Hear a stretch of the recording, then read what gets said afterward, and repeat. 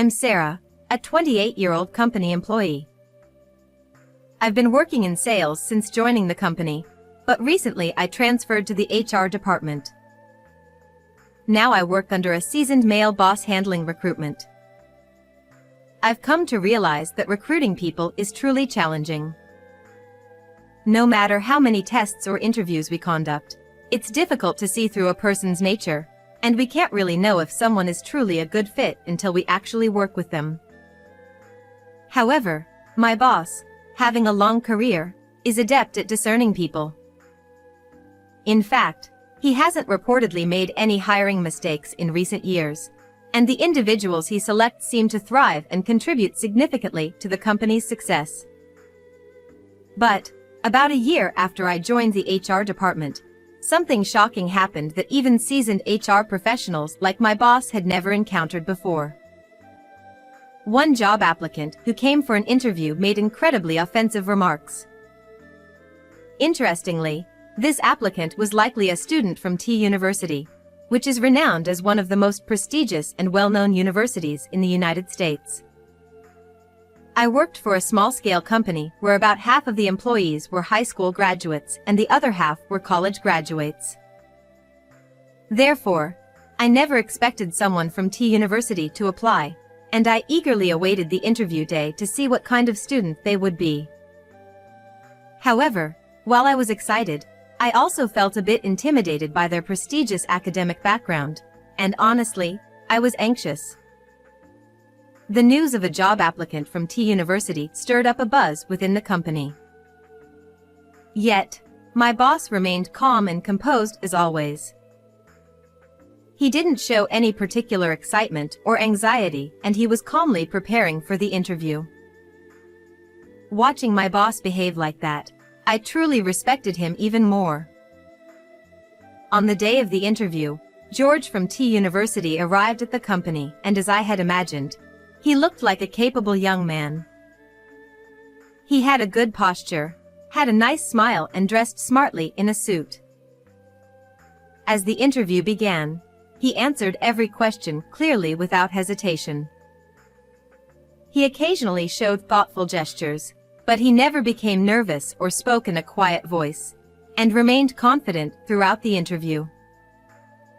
As a recruitment officer, I was most curious about why someone with a prestigious education like George chose to apply for a position at a relatively unknown small to medium-sized enterprise rather than a large corporation. He explained passionately that he saw potential in our company and wanted to contribute to its growth and development. I felt delighted that our company was chosen by a student from T University. Before the interview even finished, I was convinced that he would be hired. Not only was his educational background impressive, but his responses were also perfect. He's undoubtedly smart, and he would certainly be a good influence on the company. However, what happened next shocked me. After the interview ended and George left, my boss surprisingly said, "We're not hiring him." "What? Not hiring him?" I exclaimed in disbelief, as I naturally assumed he would be hired. He graduated from T University. He's an excellent applicant, so why not hire him? This is an opportunity not to be missed. Considering there are many other companies in our industry, a student from T University should have opportunities to aim for larger-scale companies with higher salaries. However, he chose our company and expressed that it was his first choice. Moreover, there were no issues during the interview, so why did my boss easily decide not to hire him? However, the boss then asked me, "Didn't you realize his true color?" "Huh? His true color?" I was completely puzzled and taken aback. "I've been in recruitment for many years, but I've never encountered such an outrageous job applicant before." He gave me a wry smile. Then he showed me something.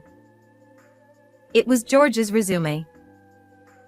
However, I still had a puzzled expression on my face.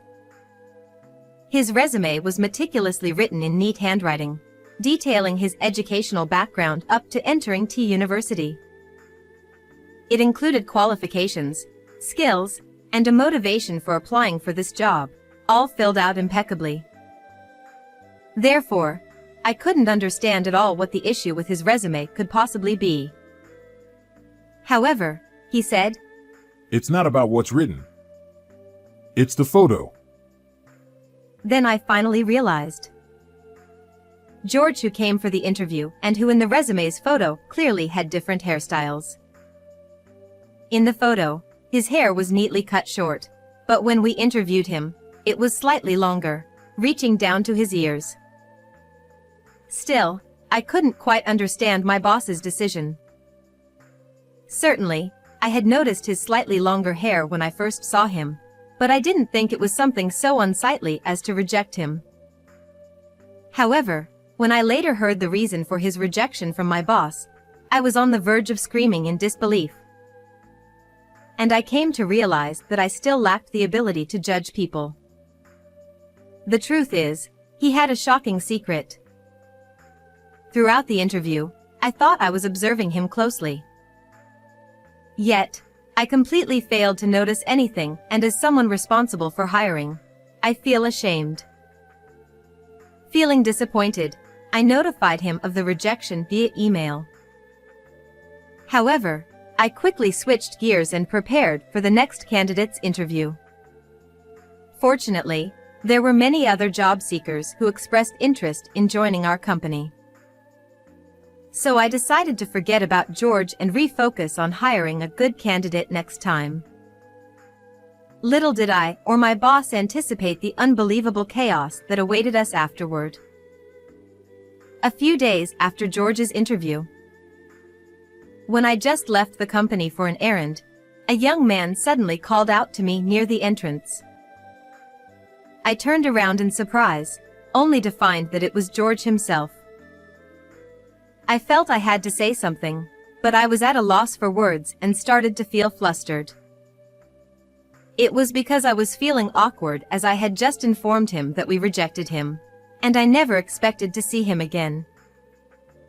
The fact that he appeared before me unexpectedly, without any prior notice, coming all the way to the company, gave me an unsettling feeling.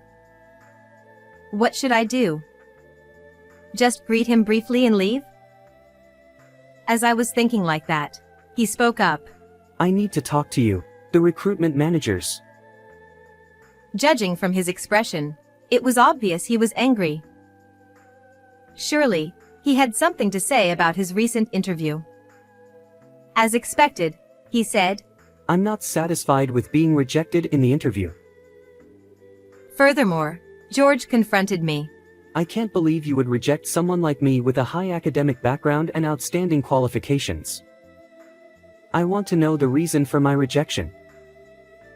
I'm sorry, but we cannot disclose our selection criteria. I responded politely, but George suddenly became furious. You're from such a small company, don't get cocky. George shouted. And you hiring managers are probably just high school graduates or from small-time universities, right? You dare to reject someone like me, with high academic qualifications? What a joke. He continued to hurl insults, his face turning red with anger. I was initially stunned and stood there in shock, but gradually, a feeling of anger started to rise within me. There's nothing wrong with asking for the reason for a rejection. However, in his case, his behavior clearly warranted the rejection. Despite this, he insulted the company, calling it small-time, and belittled the people working there, which was absolutely unacceptable. I resolved to teach this arrogant man, whose only asset was his academic background, a lesson. Well then, prepare yourself. I won't hold back anymore. George's gentlemanly demeanor from the interview had completely gone, and now he continued to verbally abuse me. I felt like shouting back at him immediately. Please wait a moment. I will fetch someone senior to speak with you." In a calm voice, I told him that, then took out my phone from my bag and called my boss, who was in a meeting inside the company. Despite being in the middle of a meeting, my boss immediately came out when I explained that George had come to ask about the reason for his rejection. Upon seeing my boss, George quickly confronted him. "Hey, tell me why you rejected me. I graduated from T University. My interview was perfect." He was about to grab him at any moment. I felt a mix of anger and nervousness at George, who was being disrespectful to someone who was much older than him. However, my boss remained calm as ever. He looked at George and calmly said, "Did you think you could deceive me?" Ha! George widened his eyes. My boss continued calmly, "Your interview was indeed nearly perfect. But that wasn't truly your ability, was it?" Well, that's... Suddenly, George fell silent. It turns out that his flawless responses during the interview were not his own. He had received instructions from an external source on how to answer. The reason behind this is as follows. The first thing that caught the attention of my boss was George's unusually long hair. It was completely different from his photo on the resume, which raised suspicions that there must be a reason for this discrepancy. Consequently, my boss began to observe him closely. Then, when George casually touched his hair, my boss noticed something. Surprisingly, he was wearing small wireless earphones during the interview. Although it's common to see young people wearing earphones all day in public, it's unthinkable to listen to music during a job interview. Additionally, my boss had noticed another suspicious detail about him. He took too long to respond to our questions. My boss found it unnatural why he pondered each question so deeply.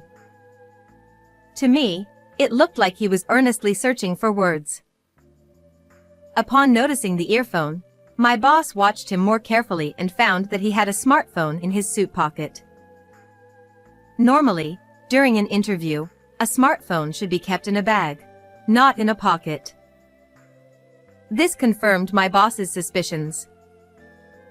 George had been using his smartphone to record the interview in real time and receiving instructions from someone outside on how to respond.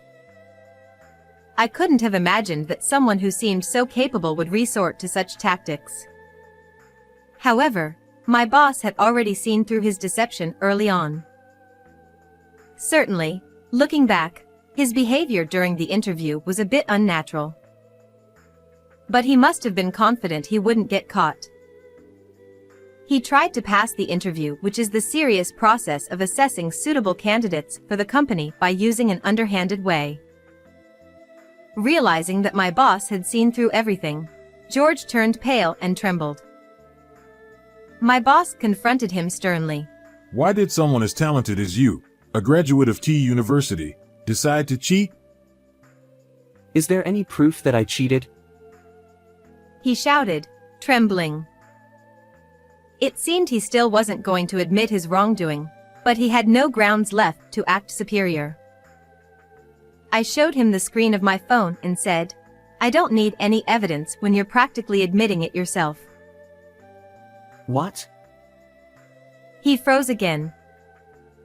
What I showed him was a post from his social media account. After the interview, my boss told me about George's suspicious behavior, so I was secretly checking social media. When I searched with his name and university details, I quickly found an account that unmistakably belonged to him. On the day he had his interview, George posted on social media saying, "Today, I went for an interview at a safety company." After that, as I read through his posts, I was left speechless by the audacity of the content. While calling our company a safety was disrespectful enough, he boldly admitted, detailing how he did it, on that site, saying I was wearing earphones so it was easy. From what I gathered by reading his past posts, It seems that while he excelled in academics, he struggled significantly with speaking in front of people. However, interviews are unavoidable when it comes to getting a job.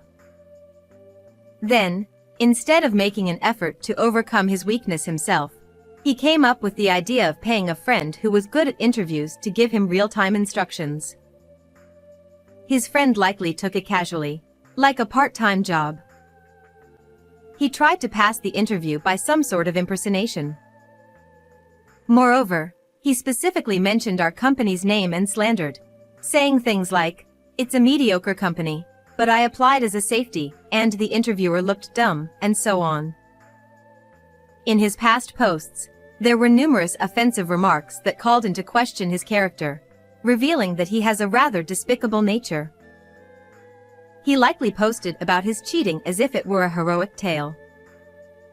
Perhaps he underestimated the risk, believing he wouldn't get caught if he didn't use his real name. Faced with the evidence, George stood in stunned silence for a moment. I don't care if you found some random posts online. But he tried to act tough. Your company is just for insurance anyway. I'm a student from T University. I'll definitely get an offer from a major company. He continued to glare at my boss and me arrogantly. Unfortunately, you might not get an offer from anywhere. However, I responded with a dismissive laugh. What? What did you say? George's face contorted in dismay. I've already informed the university about this incident. Well, someone like you, who can't even get through an interview without cheating, probably won't get hired anywhere. What? George muttered in despair. If the university found out everything, even if he had an offer, it would likely be revoked. I feel sorry for him, as confident as he was, but we didn't want to let him cause any more damage in the industry. After I revealed the decisive facts to him, he finally seemed to give up. George slumped his shoulders and walked away dejectedly.